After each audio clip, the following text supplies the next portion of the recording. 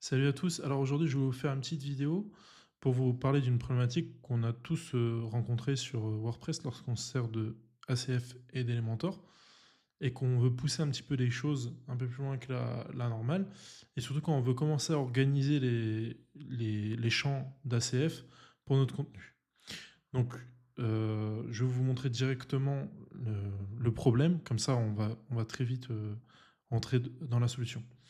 Alors, si je crée un groupe de chants, donc je vais marquer mon groupe, tac, et que j'enregistre ça, tac, j'ai un premier chant.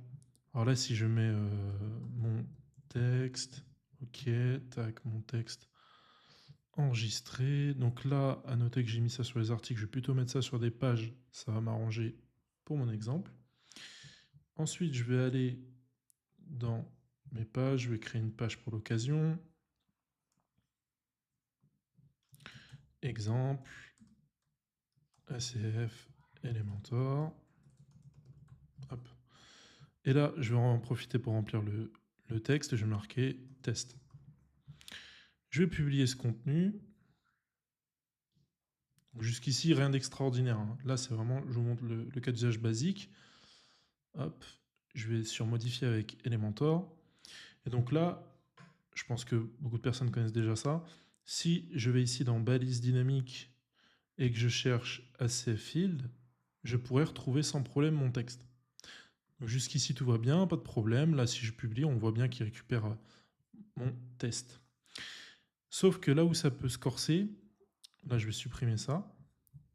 Et là, je vais travailler avec non pas un champ directement, mais avec un groupe, ou bien un répéteur, ou bien des onglets, accordéon, etc.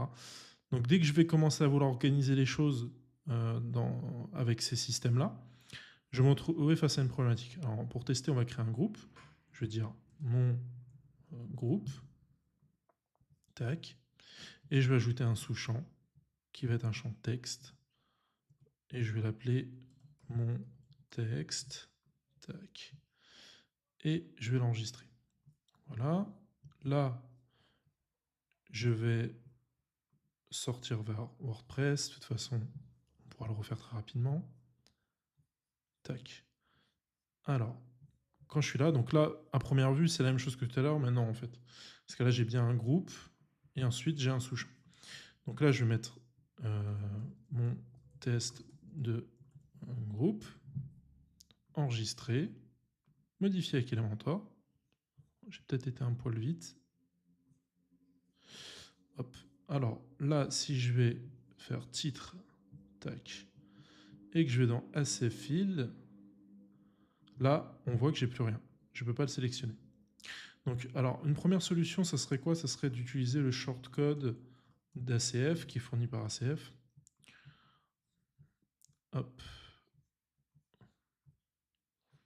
Donc ça serait la première piste qu'on pourrait utiliser. Donc, il est très simple d'usage, hein. Donc là, je peux remplacer ça, hop, par un shortcode. Tac, tac. Là, je ferme ça. Et donc, je vais aller chercher le nom de mon groupe. Tac. Sauf que là, on voit qu'il me retourne rien. Parce que pourquoi? Parce que le groupe, au final, c'est un tableau. Techniquement, c'est un tableau en PHP. Donc, du coup, il faudrait que j'ajoute le chemin vers le sous-groupe. Alors, là, je sais que des fois, j'ai vu que ça a marché, mais ça marche pas tout le temps. Donc là, ça marche pas. Donc, le fait de mettre un underscore pour aller chercher le sous-groupe, je sais que ça marche avec la fonction PHP, mais c'est pas la chose la plus fiable en soi.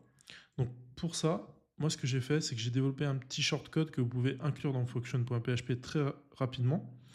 Pour ça, je vous présente un projet GitHub au passage que j'ai fait pour référencer des petits snippets de code utiles. Donc du coup, ça va vraiment vous aider si jamais vous voulez récupérer un petit peu de code à mettre dans function.php notamment. Donc là, il y a une petite documentation, comment fonctionne le projet sur GitHub, etc. Et donc là, j'ai ajouté un dossier ACF, donc à chaque fois c'est rangé par thématique. Et là, on me dit que du coup, c'est ici qu'on vont être référencés tous les snippets de code qui servent pour ACF. Donc là, j'ai un seul snippet, donc c'est très facile. Et donc là, c'est shortcode forget ACF subfield. Donc le but, c'est d'aller chercher des sous-champs dans ACF. Donc là, il me suffit d'aller dans function.php et de récupérer tout le code. Alors évidemment, on va peut-être pas prendre la balise PHP d'ouverture, mais sinon on peut tout prendre. Alors là, je peux juste copier, tac, et là, je viens ici dans mon function.php, je colle. Alors comme je vous ai dit, attention, la balise d'ouverture, tac. En soi, je peux copier-coller tel quel, il n'y a pas de problème. Et ensuite, vu que c'est un shortcode, j'ai ici getSF subfield qui me permet du coup de récupérer le shortcode, ça sera ça plutôt.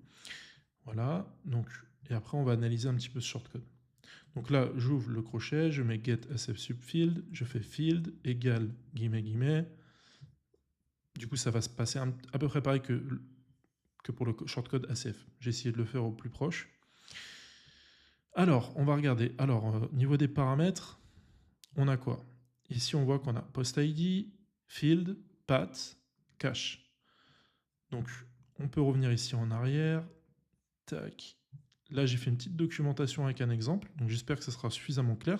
Si ça ne l'est pas assez, n'hésitez pas à me le dire. Donc là, on a le post ID du coup qui prend le post ID qu'on veut. Par exemple, si on est sur un post et qu'on va aller chercher un autre post, il n'y a pas de problème, on peut le faire. À noter que par défaut, ça va chercher le post courant, donc là, on ne va pas le renseigner. Ensuite, j'ai le champ du field, mais c'est-à-dire du groupe dans notre cas. Donc du coup, je vais prendre le champ le plus haut, ici, mon groupe, tac. Et je vais le passer dans field, tac. Là, si je ferme le crochet, on va voir ce qui se passe.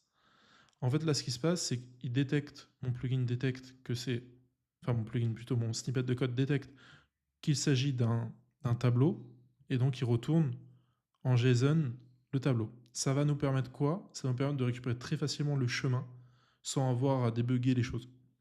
Et aussi, si jamais, le bonus aussi, c'est si jamais vous voulez utiliser ces données via JavaScript, d'ailleurs, vous pouvez inclure ce shortcode dans un script. Donc ça peut être très utile. Et ensuite, on va aller chercher l'autre paramètre qui va être le path, c'est-à-dire le chemin, et on va séparer chaque niveau par des flèches. Donc là, j'ai un seul niveau, donc ce sera très facile. Donc par exemple, s'il y avait 0, flèche, my, subkey. Donc là, moi, ça sera très, très simple. Je vais faire alors path égale guillemets guillemets. Hop, et entre les guillemets, je vais mettre quoi? Je vais mettre le nom de mon sous-champ. Mon texte, en l'occurrence. Et là, je vais mettre mon texte. Et boum, il me sort mon test de groupe. Je vais publier, on va faire une petite modif pour faire un dernier petit test. Imaginons qu'on ait non pas un groupe, mais un groupe dans un groupe, ou même un repeater, on peut switcher sur un repeater pour tester. Tac, si j'ai un repeater que je vais appeler mon repeater, mince, j'ai utilisé relation, j'ai pas mis repeater. Hop, mon repeater. Tac, et que j'ajoute un sous-champ qui va être un champ, par exemple texte. Là, je vais mettre par exemple titre. Je vais enregistrer tel quel. Ici, on va rapidement revenir sur WordPress. Hop, et là, je peux ajouter un sous-élément qui va être, par exemple, titre 1. Je vais ajouter un autre. Titre 2. Je vais enregistrer. Et donc là, si je refais modifier avec Elementor, alors évidemment, la première chose que j'ai fait aura sauté.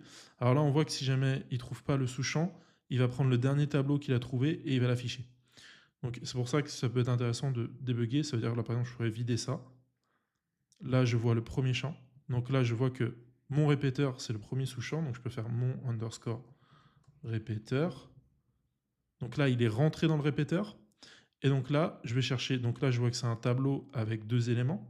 Donc je vais aller faire flèche, c'est-à-dire tiret et le signe supérieur à. Je vais mettre 0 pour attraper le premier élément. Parce que du coup, 0 étant le premier élément, 1, etc. Si je fais flèche et là titre, je vais bien chercher le titre. Donc vous voyez, ça peut être très polyvalent, vous pouvez faire beaucoup de choses. Alors, ça peut être améliorable, j'attends vos feedbacks en commentaire, ça sera vraiment très très intéressant. À noter que j'ai déjà fait une petite amélioration de dernière minute, c'est que j'ai fait un système de cache. C'est-à-dire que ce que j'ai remarqué, c'est des fois on a des pages comme ça, on va intégrer beaucoup de shortcodes via ACF, et du coup il y a beaucoup de requêtes en base de données qui peuvent être faites. Et donc du coup j'ai fait une petite optimisation. Par défaut c'est en true, donc on peut passer le paramètre en false si on veut pas de cache. Mais normalement, il n'y a pas d'intérêt à le désactiver. Et en fait, dans une variable globale, je vais stocker du coup en cache les données si jamais elles existent. Et du coup, je les récupérerai dans la variable globale au lieu à chaque fois d'aller rechercher ça en base de données. Donc dites-moi ce que vous en pensez et dites-moi si vous voulez des petites améliorations ou bien peut-être une autre idée de shortcode pour ACF à intégrer à ce projet sur GitHub. Allez, je vous dis à très vite dans les commentaires.